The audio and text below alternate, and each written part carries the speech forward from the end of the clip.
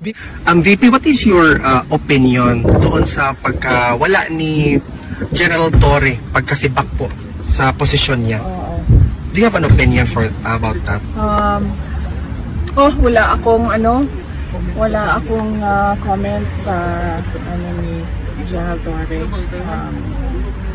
Ano bang tawag doon?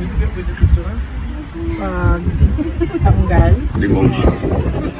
Removal. Uy, nagkita na naman tayo dito. Nagkita na naman tayo dito. Okay ko siya? Ay, ma'am. Di ba dapat pupunta ka din ng Kuwait? Sabi ni Councilor Moca. Japan po, yung Japan. Next month yun? Opo. Oo, sa September.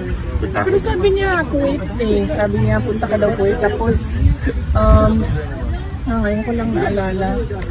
Pero tuloy po yung Japan nyo? Yes, tuloy yung Japan.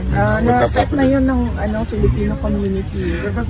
VP, on another question, yes. What is your opinion doon sa sinasabi nilang extradition daw ni Pastor Apollo Kibuloy and Senator Risa Hontiveros already made a statement na dapat mag-cooperate to yung Philippines?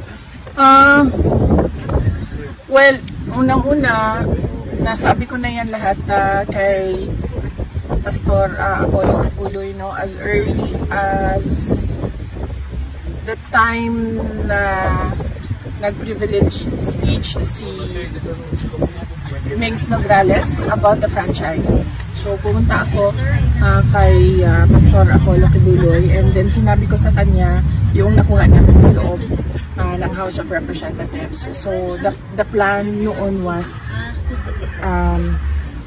a franchise first, and then next is local cases para mahuli siya, and then dismiss the local cases, and then turn him over to the United States government for extradition. So alam yan lahat ni Pastor Apollo Kibuloy as early as the the moment na nag-privilege speech si Mings Nograles.